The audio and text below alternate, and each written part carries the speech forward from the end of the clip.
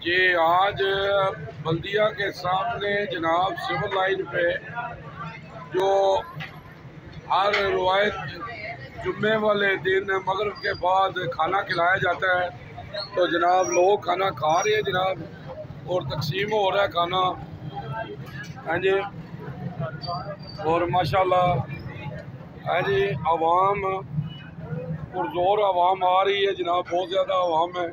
आप देखें तो जनाब कहाँ तक कैमरा दिखा रहा है, आवाम बैठी हुई है। और आप भी आए जनाब, इधर खाना खाएं।